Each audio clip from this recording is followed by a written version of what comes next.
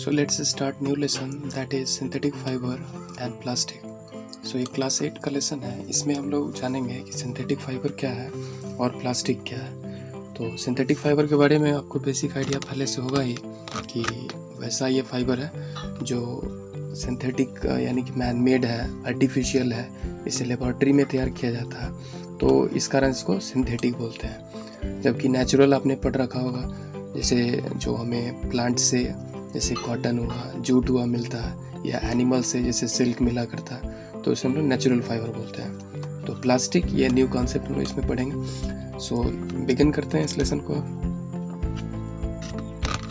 तो इसमें सबसे पहले एक बेसिक आइडिया बने, इसलिए मैं इसको बता रहा हूँ कि ये यहाँ पर कॉटन जो है प्लांट का दिखाया गया है पिक्चर, और कॉटन प्लांट में आप देख रहे होंगे ये कॉटन है यहाँ, और इसी कॉटन को बाद में चल करके क्या होता है कि थ्रेड लाइक स्ट्रक्चर में बदला जाता है। तो थ्रेड लाइक जब स्ट्रक्चर बनेगा तो कॉटन का क्या बन जाएगा, फाइबर हो जाएगा। ये कॉटन फाइबर कहलाएगा तब। तो ये कॉटन फाइबर हो जाएगा।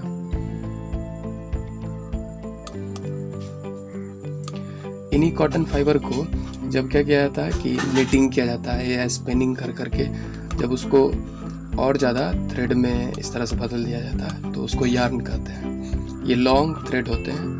इन्हीं यार्न को आगे चल करके आप लूम्स में, चाहे वो हैंड लूम्स हो या पावर लूम्स हो, हैंड लूम्स वो हुआ जैसे हाथों से जो कपड़े तैयार किए जाते हैं बुन करके, तो उन्हें हैंड लूम्स कहते हैं। और पावर लूम्स जब मशीन की मदद से जब कपड़े तैयार होते हैं, बड़े बड़े शीट्स के रूप में जब फैब्रिक्स तैयार होते हैं, तो उन्हें पावर लूम्स कहते हैं। तो आपने जाना कि यहाँ पे फाइबर क्या है, यार्न क्या है और फैब्रिक्स क्या है। सो अब देखें कि यहाँ पर a very thin thread like strand from which cloth is made is called fibre. तो जो एकदम पतले धागे नुमा स्ट्रक्चर होते हैं, काफ़ी थीन होते हैं वो, जिनसे कि कपड़े तैयार होते हैं, क्लॉथ तैयार होता है, तो उन्हें क्या कहा जाता है, तो उन्हें फाइबर कहा जाता है। फैब्रिक क्या होता है, तो जो क्लॉथ होता है उसी को फैब्रिक्स कहा जाता है। जैसे कॉटन का कपड़ा अगर हम लोग समर में पहन रहे हैं तो ये भी कह सकते हैं कि कॉटन हम लोग फैब्रिक कौन सा यूज़ कर रहे हैं, तो समर में हम लोग कॉटन का जो फैब्रिक यूज़ कर रहे हैं। लॉन्ग नीटेड और ट्विस्ट थ्रेड्स कॉल्ड यार्न, या थ्रेड्स होना चाहिए। तो जो ये फाइबर होते हैं, इन्हीं को जब नीटिंग करके या फिर ट्विस्ट करके जब लंबे धागे में बदला जाता है तो उन्हें यार्न कहा जाता है। Yarn is made from fibres. तो यार्न जो बना होता है किस चीज़ से, वो फाइबर से बना होता है। अब यार्न से ही क्या बनते हैं, तो फैब्रिक्स आगे चल करके उनको शीट्स के रूप में बदला जाता है। All fabrics can be divided into two groups. जितने भी फैब्रिक्स हैं उन्हें दो कैटेगरी में कैटेगराइज कर सकते हैं। तो नेचुरल जो प्लांट और एनिमल से मिलता है, जैसे सिल्क हुआ, कॉटन हुआ, और सिंथेटिक जो लेबोरेटरी में तैयार होता है पेट्रोकेमिकल्स की मदद से। तो जैसे इसमें एग्जांपल बात करें तो रेयन हुआ, नाइलन हुआ, तो ये सभी सिंथेटिक फाइबर्स कहलाएंगे। अब यहाँ पे कुछ पिक्चर आप देख पा रहे हैं कि ऊल, ये ऊल का है पिक्चर। तो ये जो है सो नेचुरल फाइबर हुआ करता है।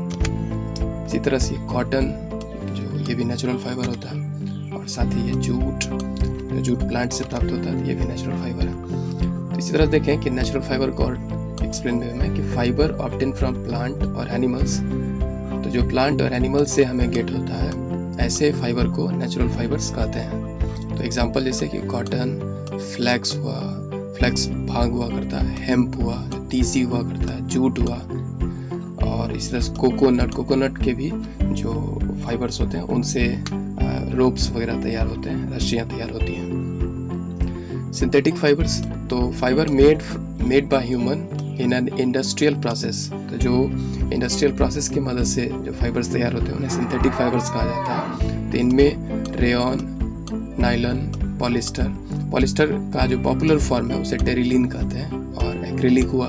तो इन सबको हम लोग इसमें स्टडी करने वाले। तो ये रेयन का कुछ पिक्चर आप देख पा रहे हैं, ऐसे ही ये नाइलन हुआ सिंथेटिक फाइबर है, पॉलिस्टर है, और ये एक्रेलिक है, इसका कारपेट के रूप में इसका यूज़ किया जाता है। जबकि नेचुरल और सिंथेटिक दोनों को अगर मिक्स्ड कर दिए जाते हैं तो उन्हें मिक्स्ड फाइबर कहा जा सकता है, या ब्लेंडेड फाइबर भी कहा जा सकता है। तो मिक्स्ड फाइबर या ब्लेंडेड फाइबर क्या है, तो natural fibre plus synthetic fibre, ये ब्लेंडेड या मिक्स्ड फाइबर तैयार होता है। एग्जाम्पल जैसे कि टेरिकॉट, तो टेरिकॉट जो वो टेरिलिन और कॉटन को मिक्स करके बनाया जाता है। तो टेरिलिन जो है ये सिंथेटिक है, कॉटन नेचुरल है। इसी तरह से टेरी वूल, तो अगेन टेरिलिन सिंथेटिक, वूल नेचुरल होगा। पॉलीकॉट या फिर पॉलिस्टर सिंथेटिक है और कॉटन नेचुरल है। पॉलीवूल जो पॉलिस्टर और वूल यानी कि नेचुरल दोनों मिक्स्ड करके तो पॉलीवूल तैयार होते हैं। अब देखें एक फ्लावर का यहाँ पिक्चर है, तो इसको एक एग्जाम्पल के तौर पे लिया गया कि ये मान लेते हैं कि एक जो फ्लावर है वो हुआ मोनोमर। तो यहाँ पर आप देख पा रहे हैं कि बहुत सारे फ्लावर्स की मदद से तैयार किया जाता है गार्लैंड्स। तो यहाँ पे मैरीगोल्ड जो गार्लैंड्स है वो एक एग्जाम्पल हुआ पॉलीमर का, मतलब एक जो फ्लावर हुआ वो मोनोमर हुआ और जो गार्लैंड्स हुआ वो पॉलीमर हुआ। अब यहाँ देख पा रहे हैं कि दो अलग अलग तरह के मतलब यहाँ पे गार्लैंड्स भी है, यहाँ पे दो तरह के फ्लावर से ये तैयार किया गया है। तो यानी मोनोमर कितने तरह का यूज़ हुआ, दो हुआ यूज़। तो जबकि यहाँ पर जब आप देखें तो ये फ्लावर जो तैयार हुआ वो एक ही तरह का फ्लावर से तैयार हुआ, ये भी एक ही तरह तैयार हुआ, और जबकि इसमें दो दो तरह के फ्लावर का यूज़ किया गया है। तो ऐसे ही कुछ और इसके सिमेट्रिकल मीनिंग देखें तो यहाँ पर आप देख रहे हैं ये पेरल्स का जो है सो माला है, और इसमें से एक पेरल जो होगा वो किसका एग्जाम्पल होगा, तो वो मोनोमर का एग्जाम्पल होगा। और जबकि यही पूरा अगर बात करें कि माला के रूप में होगा तो ये पॉलीमर कहलाएगा। तो मोनोमर जो वर्ड है वो दो इसके पार्ट हैं, तो मोनो दूसरा मर है। तो मोनो का मतलब वन होता है और MER मर का मतलब पार्ट होता है, यानी कि वन पार्ट, यानी किसी भी चीज़ का एक पार्ट जो हुआ वो उसका मोनोमर हुआ। जैसे आपने देखा कि मोतियों के माला में एक मोती मोनोमर का एग्जाम्पल हुआ, ऐसे ही फ्लावर का जो गार्लैंड था उसमें एक फ्लावर मोनोमर का एग्जाम्पल था। तो सिंथेटिक फाइबर जो होता है, synthetic fibre is a chain of small unit, each unit is called a monomer. तो जितने भी सिंथेटिक फाइबर होते हैं जैसे नायलन हुआ, टेरिलिन हुआ, तो ये सभी जो होते हैं वो सब के सब छोटे छोटे यूनिट्स लाइक मॉलिक्यूल से बने होते हैं। तो जो यूनिटरी मॉलिक्यूल होता है उसे ही मोनोमर कहा जाता है। तो पॉलीमर क्या होता है, तो पॉली वर्ड और मर तो इसके दो पार्ट हुए, पॉली मतलब मैनी हुआ और मतलब पार्ट हुआ, यानी कि कई पार्ट्स से जो मिलकर बना रहेगा उसे पॉलीमर कहेंगे। तो ये जो होते हैं वो बिग मॉलिक्यूल्स होते हैं, बहुत चूँकि बहुत सारे उसमें मोनोमर्स ज्वाइंट होते हैं टुगेदर, इस कारण से ये बिग मॉलिक्यूल्स होते हैं। तो जो ये और बात करें कि क्या formed by the combination of large number of small molecules, यानी पॉलीमर्स जो होते हैं वो कई मोनोमर से मिलकर बने होते हैं। एग्जाम्पल के तौर पर यहाँ पर जो मोनोमर्स हैं, इस एग्जाम्पल में देखा गया मोनोमर्स जो है वो ज्वाइन हो रहे हैं और एक आप देख पा रहे हैं कि लीनियर चेन के रूप में, लाइन के रूप में बन रहा है, इसे पॉलीमर कहते हैं। और ये सारे मोनोमर्स का एक लाइन के रूप में ज्वाइन होना ये पॉलीमराइजेशन कहलाता है। तो पॉलीमराइजेशन वो प्रोसेस हुआ जिसमें मोनोमर्स जो है वो पॉलीमर में बदलता है, यानी कई मोनोमर्स एक साथ ज्वाइन होते हैं। ये जरूरी नहीं कि हमेशा एक लाइन में ही ज्वाइन होंगे, ये दूसरे और भी तरीकों से ज्वाइन हो सकते हैं। तो ये पॉइंट आई थिंक आपको क्लियर हुआ होगा। The process of combining small monomers to form a large polymer is called polymerization. तो पॉलीमराइजेशन वो प्रोसेस है जिसमें कि जो स्मॉल मॉलिक्यूल्स होते हैं यानी मोनोमर्स जो होते हैं वो ज्वाइन होते हैं, और जिससे कि लार्ज पॉलीमर यानी कि लार्ज नंबर ऑफ मोनोमर्स एक साथ ज्वाइन हो जाते हैं, तो उन्हें पॉलीमर कहते हैं। और इस ज्वाइनिंग के प्रोसेस को पॉलीमराइजेशन कहते हैं। जैसे कि यहाँ पर अगर बात करें कि CH2 और ये CH2, ये जो है मोनोमर का एग्जाम्पल है। अब इस तरह के बहुत सारे CH2 ज्वाइन जब होंगे तो बन जाएगा क्या, पॉलीमर बन जाएगा। तो इसमें और भी दूसरे तरह के भी मॉलिक्यूल्स ऐड हो सकते हैं, जैसे यहाँ डिफरेंट कलर लिया गया है। अब यहाँ पे देखिए N जो है, N का मतलब क्या हुआ, N का मतलब हुआ डिग्री ऑफ पॉलीमराइजेशन। तो इसका मतलब क्या बताता है कि number of times repeat unit, तो कितना बार ये पूरा एक मोनोमर जो है कितना बार ये रिपीट हुआ, मतलब कि ये जो नंबर है वो कितने बार रिपीट हो रहा है। अब n का मतलब जो है ये काफ़ी ह्यूज नंबर है, बहुत बड़ा नंबर हुआ करता है। तो n इज अगर बात करें यानी कि डिग्री ऑफ पॉलीमराइजेशन जो है वो क्या होता है, बहुत ज़्यादा लार्ज होता है। ये कई बार तो थाउजेंड्स में हो सकता है या टेंस ऑफ थाउजेंड्स में हो सकता है। तो ये बहुत बड़े नंबर्स में मॉलिक्यूल्स इकट्ठा होते हैं, तब जाकर के पॉलीमर्स फॉर्म्ड हुआ करता है। अब यहाँ बात करें, देखिए एक ही तरह का कलर लिया गया है मोनोमर्स का, तो इसको होमो पॉलीमर्स बोलते हैं। होमो मतलब होता है सेम, ये होमो वर्ड का मतलब क्या हुआ, सेम, यानी कि लाइक जैसा, एक ही जैसा। तो एक ही जैसे जब मोनोमर से कोई पॉलीमर बनेगा तो उसे होमो पॉलीमर्स कहेंगे, यानी रिपीट यूनिट जो है वो एक ही टाइप का है, वन टाइप का है। अच्छा, को पॉलीमर्स मतलब क्या हुआ, को मतलब आप देख रहे हैं दो होता है, को का मतलब कितना होता है, टू होता है। तो दो तरह के यहाँ पे रेड और ग्रीन एक सिंबॉलिकली लिया गया कि दो अलग अलग तरह के मोनोमर्स ज्वाइन हो रहे हैं। तो इससे जो पूरा ये एक पॉलीमर बन रहा है, इस पॉलीमर का नाम क्या है, तो इस पॉलीमर को हम लोग को पॉलीमर बोलेंगे, क्योंकि दो मोनोमर से मिलकर बन रहा है। ऐसे ही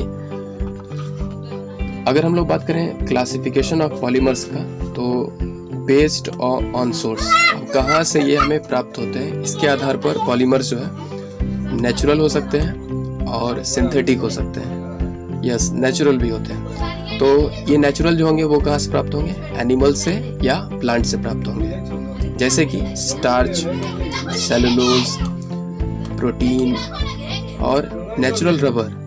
तो इनकी अगर बात करें कि एनिमल और प्लांट जो प्राप्त होने वाले, खास करके अगर स्टार्च की बात करें, तो स्टार्च जो होता है वो ग्लूकोज से प्राप्त होता है, अल्फा ग्लूकोज से प्राप्त होता है। मतलब ये कि स्टार्च हुआ पॉलीमर और इसके मोनोमर का क्या नाम हुआ, अल्फा ग्लूकोज। सेलुलोज हुआ पॉलीमर और इसके मोनोमर्स का क्या नाम हुआ, तो बीटा ग्लूकोज हुआ। ऐसे ही प्रोटीन के मोनोमर्स का नाम क्या होता है, तो पॉलीपेप्टाइड होता है या पॉली एमाइड भी कहा जाता है। एमाइड मतलब NH2 हुआ करता है। तो ये एक पेप्टाइड का यहाँ पर एक तरह से ये सिंबल दिया गया, और इस तरह के ढेर सारे पेप्टाइड्स जब ज्वाइन होंगे तो ये क्या बन जाएगा, प्रोटीन बन जाएगा, यानी कॉम्प्लेक्स मॉलिक्यूल बन जाएगा, ये काफ़ी जटिल मॉलिक्यूल के रूप में बनेगा। इसी तरह से रबर जो होते हैं, नेचुरल रबर, तो नेचुरल रबर जो है वो लेटेक्स जो हुआ करता है, लेटेक्स मतलब एक तरह का ये एक्सक्रेट किया हुआ पार्ट हुआ रबर के प्लांट से, तो उससे ये प्राप्त हुआ करता है। और इसके मोनोमर जो होते हैं उसका क्या नाम होता है, मतलब नेचुरल रबर के मोनोमर का नाम क्या होता है, तो आइसोप्रोपेन होता है। तो आइसोप्रोपेन से बहुत सारे आइसोप्रोपेन जब ज्वाइन होंगे तो बना करेगा नेचुरल रबर। तो ये सारे एग्जांपल हो गए किसके, तो ये हो गए नेचुरल पॉलीमर्स के। तो अगर हम लोग बात करें नेक्स्ट सिंथेटिक, मैनमेड या आर्टिफिशियल पॉलीमर्स की, तो ये जो होते हैं जो कि मैनमेड है, तो मैन यानी कि ह्यूमंस के द्वारा ही बनाए जाएंगे इंडस्ट्रीज में या लेबोरेटरीज में, और ये तैयार होते हैं प्रायः पेट्रोकेमिकल्स के मदद से। तो इसके एग्जांपल हुए जैसे कि PVC जो पाइप का एग्जांपल हो सकता है, या फिर ये वाटर टैंक जो है वो भी हो सकता है, बेकेलाइट हुआ जो कि स्विच बोर्ड जो हुआ करता है वो हो सकता है, नाइलन हुआ जिससे बने हुए अलग अलग तरह के क्लॉथ्स का यूज़ किया जाता है, और पॉलीथीन हुआ जो पॉलीथीन बैग के रूप में प्रचलित है। साथ ही अगर हम लोग क्लासिफिकेशन करें पॉलीमर का स्ट्रक्चर के आधार पर, तो जब एक देखिए ये जो पॉलीमर है वो क्या है, एक लाइन में है, तो इसे क्या बोलेंगे, लीनियर पॉलीमर्स बोलेंगे। और इसी तरह से तीन तरह के स्ट्रक्चर के आधार पर पॉलीमर्स होते हैं। एक तो लाइन सिंगल लाइन में रहेगा तो उसको लीनियर बोलेंगे, और एक दूसरा इस लाइन से अलग अलग जब ब्रांच निकला रहेगा तो उसे ब्रांच्ड पॉलीमर्स बोलेंगे, और एक तीसरा कि जब लीनियर और ब्रांच दोनों क्रॉस हो रहा होगा तो उसे क्या बोलेंगे, तो उसे क्रॉस लिंक्ड पॉलीमर्स कहा जाएगा। तो स्ट्रक्चर के आधार पे 3 टाइप्स के पॉलीमर्स होते हैं, linear, branched and cross linked polymers.